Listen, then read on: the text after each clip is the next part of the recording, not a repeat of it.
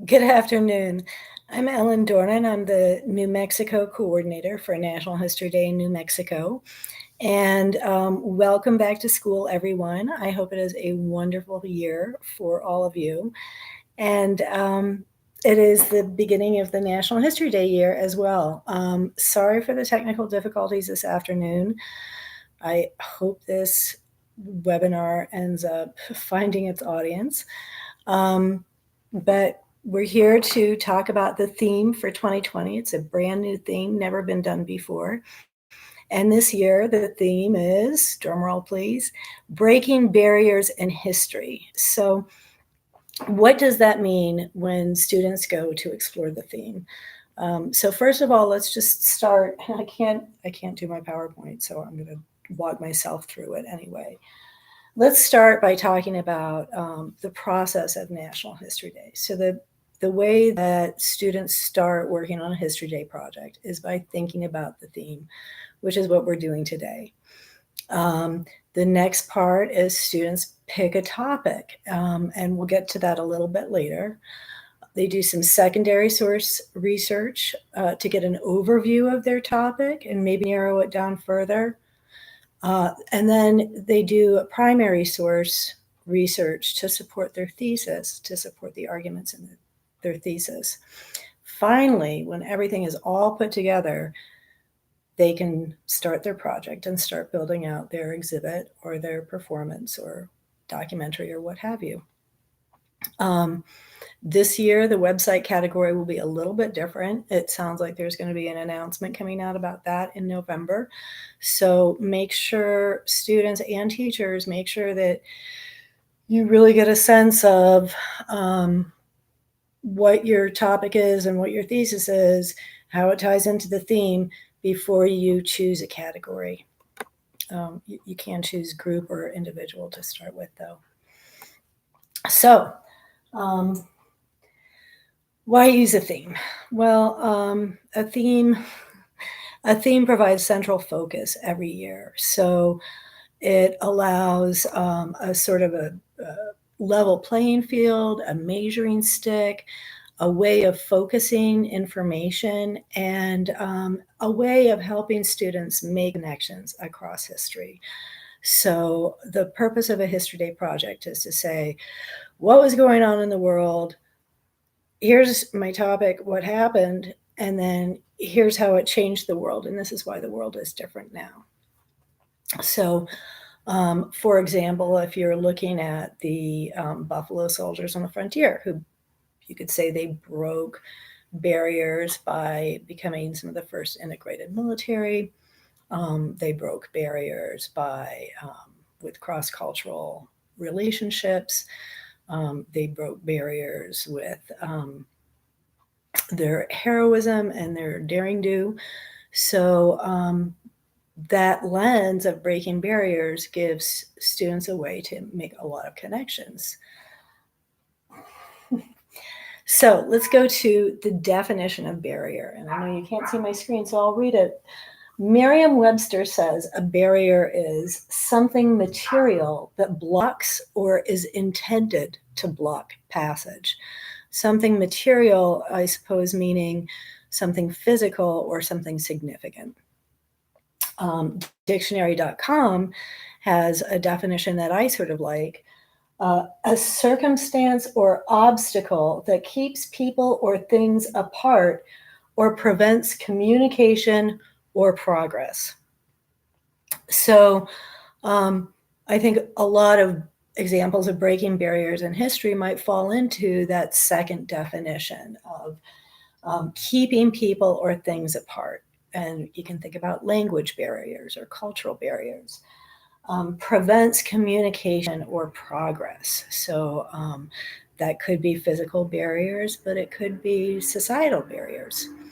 So in the theme book that is available at NHD.org, they break down several different kinds of barriers. So first, of course, there are the physical barriers, the material barriers. So those could be man-made or they could be natural.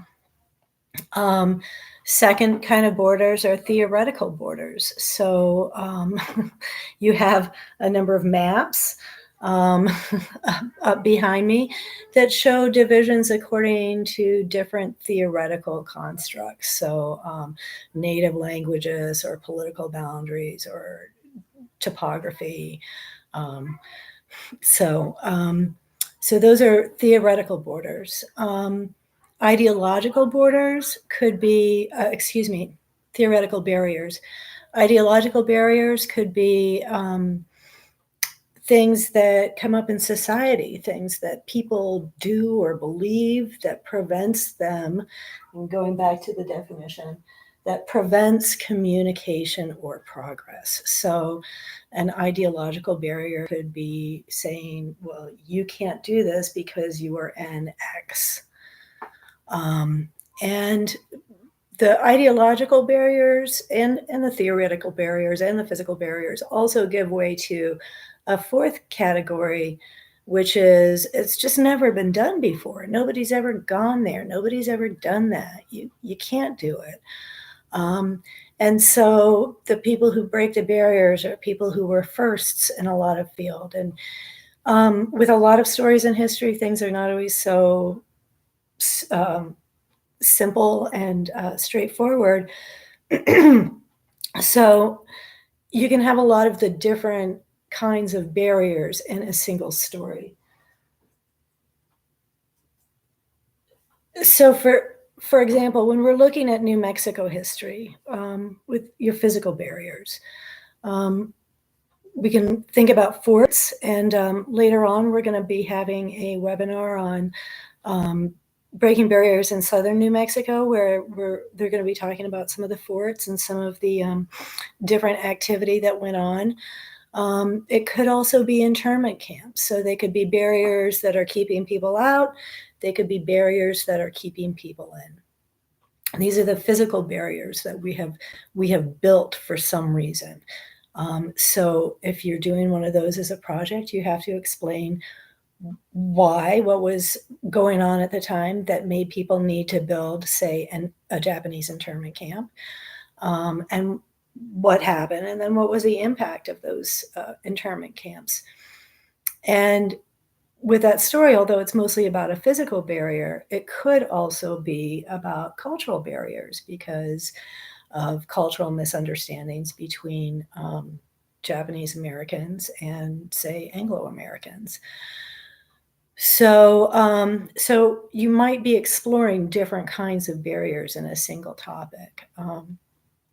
A natural barrier might be the Jornada del Muerto in New Mexico, the desert that was so difficult for people on the Camino Real to cross when they were going from, say, Chihuahua to Santa Fe.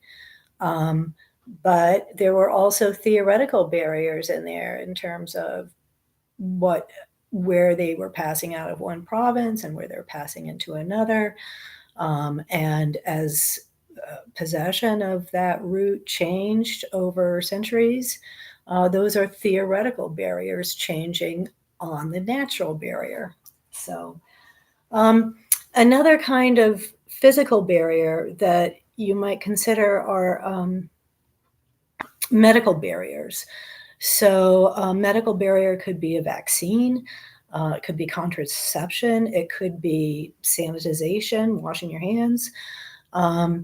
And there are a lot of great stories like that from New Mexico.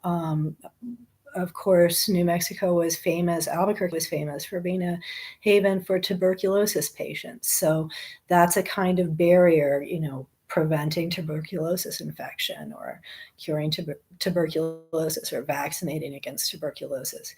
Could be stories about breaking physical barriers. With the theoretical barriers, those boundaries, looking at New Mexico history, the boundaries of New Mexico have changed and changed and changed and changed and changed over time. And a little later this fall, we're going to be doing a program on using the Atlas of Historic New Mexico maps in order to, as a primary source, and to find more primary sources for some of these theoretical barrier stories. If you could see my screen, I would have, I have up the John Disturnell's map of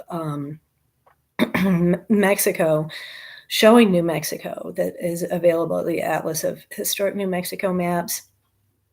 And if you look at it, the barriers, the boundaries on it are so strange, and yet it was the map that was used in the Treaty of Guadalupe Hidalgo, and it was incorrect. And so it caused a whole set of actual on-the-ground issues because of the theoretical barriers that John Disturnell included in his map. He drew in the boundaries of New Mexico, although they weren't legally established anywhere. And New Mexico history is chock full of stories like that. For ideological barriers, an easy example with lots of rich material for mining is the encounter between the Spanish people and the indigenous people of New Mexico. You can look at the Oñate colony, or you can look at a number of similar administrations. And what were the barriers between the Spanish and the Pueblo, for example? Obviously, language barriers, barriers in understanding each other's value systems. There were barriers in terms of how people related to each other. So, for example, is this person an authority or is that person an authority? Should you be forsaking your family to cleave to the church, or should you be forsaking the church to follow in your family's traditions? And so there are religious issues, there are cultural issues, there are language issues, there are, of course, geographical issues and architectural issues. And even more so when you look at Spanish relationships with other tribes. So those are all very much ideological barriers where because there was this obstacle there, and maybe some people could break through and maybe they couldn't, your breaking barrier, I guess, doesn't have to be successful. You could talk about how the failure to break those barriers led up to the Pueblo Revolt. But you could also talk about more modern relationships between the Spanish New Mexicans and the indigenous New Mexicans. So then, of course, with the firsts, the barrier of it's never been done before, and nobody could ever do that. You can't do that if you're an X. There's a lot of different categories. So 2020 is going to be the centennial of the passage of the 19th Amendment. And here in New Mexico ratified the 19th Amendment.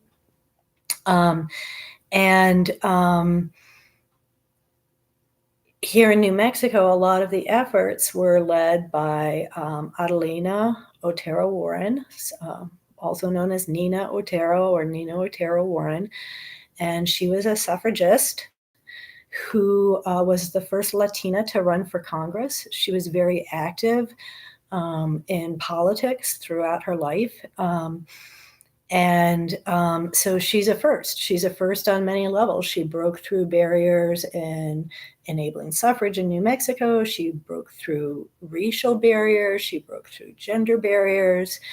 And so there's just a whole bunch of firsts. And with all those firsts, I think, are probably linked to some of those ideological barriers. So you would want to talk about that too. There are scientific achievements, of course, things like the Manhattan Project, right? That's breaking barriers right and left, and atoms. Or there are people like Robert Goddard, who pioneered so much of rocket science here in New Mexico. So scientific achievements are absolutely breaking barriers. Oh, whoever thought that we could do X? And now we can. And now we have all these positive or negative impacts from that achievement. Another kind of first, of course, are explorers. And we have a lot of explorers who came in to New Mexico, but Two of my favorite explorers are Fathers Dominguez and Escalante, who set out to try and establish a trail to California and ended up discovering Utah and mapping it out and meeting the people up there and basically having a really good time and learning a lot. And it's a wonderful story, and it's really fun to research. Again, you're talking about physical barriers, you're talking about theoretical barriers, and you can go look at some of those original maps. Those are great primary sources, or the maps from those expeditions.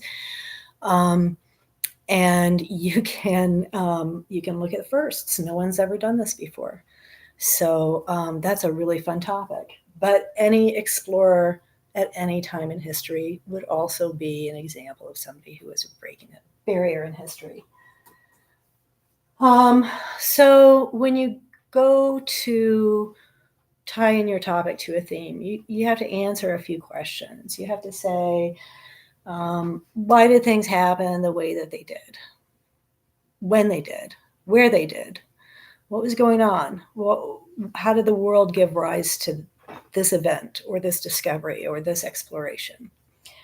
You have to answer, what kind of barrier was it and how was it broken? Was it broken because nobody had ever done it before? Was it broken because it changed? Was it physically broken? Was it discredited, which I guess is what happens to the ideological barriers? So how is that barrier broken? And then, what happened as a result? What happens in the short term and what happens in the long term? And part of that answer of what happened as a result in the long term should be, you should think of it in your head as, so what? Who cares? Who cares? And that's that impact piece of your History Day project, is this, so what? Who cares? But you need to set that whole story of breaking barriers up in that way. And you may have, when it comes to choosing a topic that fits under one of these breaking barriers categories, you may have requirements, but certainly students should choose topics based on their interest. It's the most important thing. If you're not interested, it's not going to be fun, and it should be fun. If you're not really interested in your topic, it's going to be hard to do the work that is required to do all the research and make a really good project. So be interested in it. And then when you come up with something sort of generally, okay, well, I'm interested in, women's history, but my teacher says I have to do New Mexico history, so maybe I will do, Tara Warren. And there is a New Mexico history topic sheet at our website, nmhumanities.org/history-day. And so that might be it might help people to narrow down subjects if you think you want to do New Mexico history, or if your teacher says you have to do New Mexico history, that might help you choose. You can choose any topic in history that your teacher allows you to choose, as long as you can show the impact. So you don't want to do something like about current immigration debates, because we don't know what the impact is going to be. We don't know if it's going to change things or not change things, or what the fallout's going to be in the big picture. And so it needs to be long ago enough that you can really say, well, here's how the world changed as a result. Here's why you should care. And if we don't know yet, it's not history, it's current events. So, other New Mexico topics I think that are on the list are things like the Battle of Acoma, which is certainly breaking physical barriers, but it's also a result of cultural barriers, and maybe led to breaking some cultural barriers. You could talk about some of the women artists who came to New Mexico in the 20s and 30s and really changed the face of arts and culture in a lot of communities. You could talk about the old Santa Fe Trail, which is also coming up on a bicentennial anniversary. And there were physical barriers, certainly. There were cultural barriers. I mean, there were lots of, encounters with indigenous people along the way, but there were also significant cultural barriers between the Americans and the New Mexicans. So, how did that work out for everybody? What happened? And, there's the ideological barrier of the markets, opening the markets in general. So, on the website, nmhumanities.org, there is a graphic organizer that is called SEARCH, SEARCH. So, S is spotting the barrier. E, explore the time and place. A, allies. R, resistance. C, changes. And H is having an impact. So it's a graphic organizer to help you sort out how your topic is going to relate to the theme. So, for example, since we're talking about southern New Mexico, if you're going to talk about the Civil War in southern New Mexico, the S is search out the barrier. So it's a theoretical barrier because Arizona secedes, taking southern New Mexico with it. Remember, New Mexico at that time went all the way to the Colorado River. So Arizona secedes, and now there's a theoretical barrier between Confederate territory of Arizona and the Union territory of New Mexico. So who are and what was the environment? Well, Texas was Confederate, and they had troops, and they moved their troops right on up through El Paso, and invaded New Mexico from the Confederate territory of Arizona. The idea of the Confederacy was that they wanted to try and reach California. Everybody's trying to get to California. So reach California and push through New Mexico to do it, to get up to the old Spanish Trail. So who were the allies? Well, on the one side, you had the Arizonans and the Texans. On the other side, you had the New Mexicans and the Coloradans. And the Union troops came down from Colorado to meet the Texas troops that were coming up from El Paso. See, what changed? Well, war always brings a lot of changes. I mean, there were certainly battles, and there was certainly a lot of loss. And then H, having an impact. Well, the Confederates did not prevail in New Mexico, and they did not make it to California and open up another port there. But the Arizonans did get recognition as a territory, and they were allowed to carve off half of New Mexico and make their own territory. So it's an interesting story. The Civil War in New Mexico is one way to tell it, using this search graphic organizer that's available at the website. It's also available at NHD.org. So when you're making connections, you want to lay out your argument. This happened because this happened, because this happened, because this happened, because everything was like this. And you want to use those primary sources as much as you can to support each part of your argument.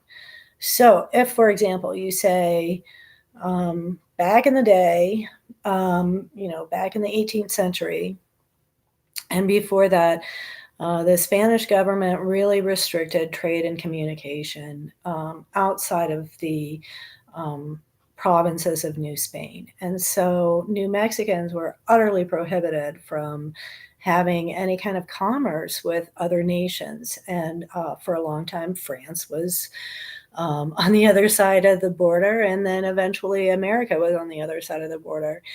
And that was a pretty serious barrier. And if you look at early examples of people who tried to break that barrier, like Zebulon Pike, they were arrested and dragged down to Chihuahua and then expelled from the country. So when Mexico broke from Spain in 1821, then they opened up commerce. And right away, some people, including William Becknell, put together caravans of wagons of goods, started bringing them down to Santa Fe because they heard that all of a sudden, for the first time, New Mexicans could buy stuff. So, the old Santa Fe Trail is breaking this barrier.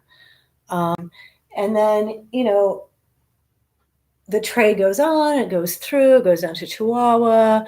For the first time, Americans get to know what New Mexico is like, what it looks like, what the territory looks like, where things are, how things work. And eventually, a lot of people claim that it sets the stage for the U.S. invasion and occupation of New Mexico. But how do you make those connections? How do you say, well, because Becknell brought all this stuff to sell, then, within 25 years, America had claimed New Mexico. How do you make those connections? So that's going to come through your primary source research. And as I said, this year, certainly with the theoretical barriers and the physical barriers, maps can be some of your best primary sources. And there's so many good historical maps out there that show really clearly what these barriers were, where they were, and who was claiming them, because, maps are ultimately political. Somebody made the map to make a point. Other primary sources, of course, are things like letters, photographs, anything that was somebody who was there at the time that the thing happened, somebody who witnessed it, somebody who participated in it, somebody who felt the effects of it. Those can all be primary sources. So you could have newspaper interviews that were made at the time. You could have interviews with people from that time. You could have artifacts. You could have historic buildings. You could have diaries or government papers or congressional testimony. So those would all be the primary sources that you would turn to in order to support your claim of how this led to this.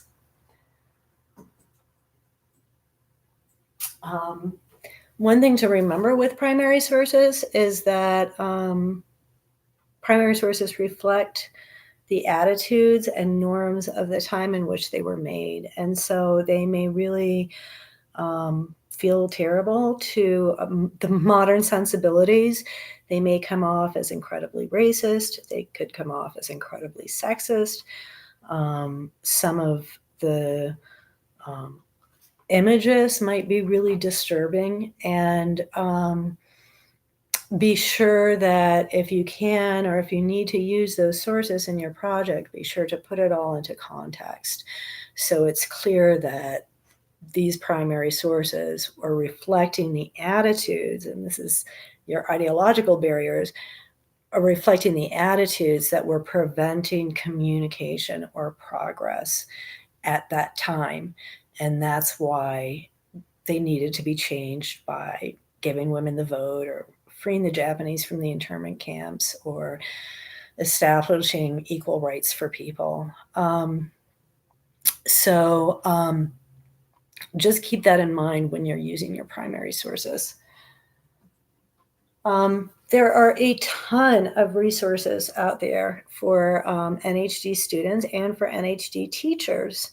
NHD.org is the national website. They have the Breaking Barriers narrative that's available. They will have their own webinar by Director of Programs Lynn O'Hare coming up in September. That's going to be awesome. And they have the extended theme book available. We will also have that theme book available for New Mexico teachers.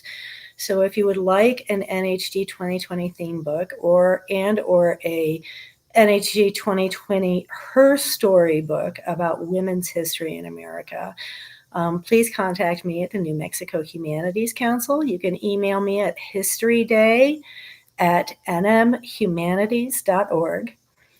And I'll be more than happy to send you a packet and the theme books.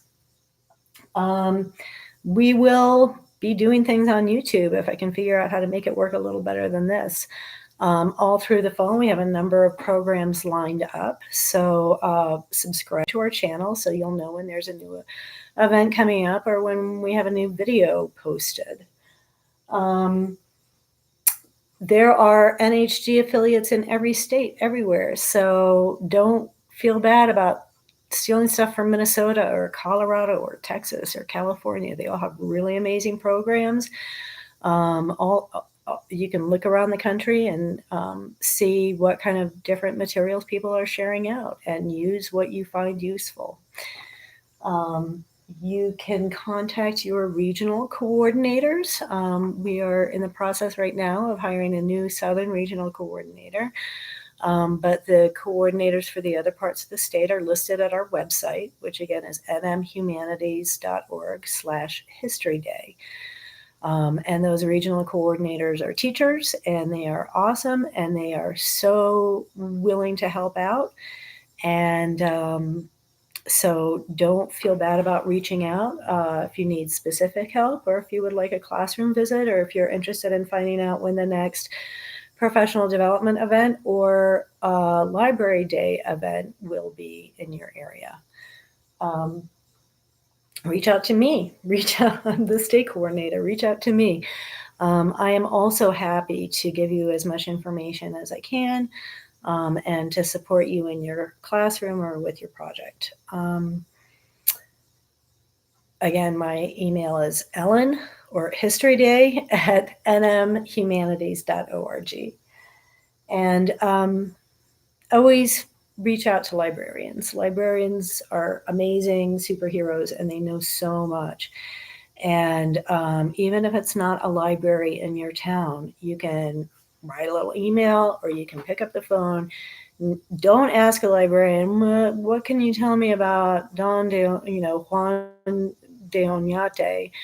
But say, so can you help me find some documents about when Oñate and the colonists crossed the Rio Grande and had the first Thanksgiving?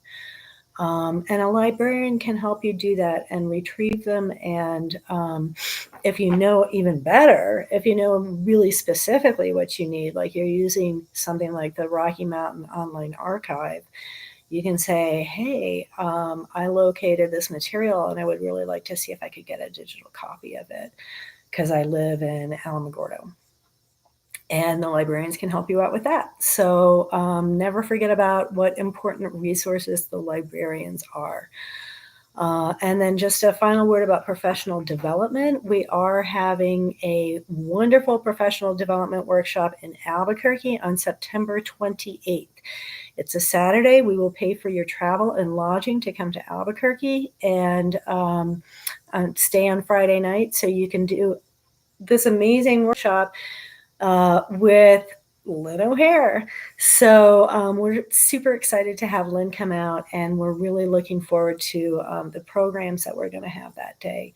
So please take advantage of all the free resources that we're going to have going on this fall to help everybody succeed in breaking barriers in history. And again, sorry for the technical support. Thank you so much for joining me this afternoon. And if you have any questions, please let me know.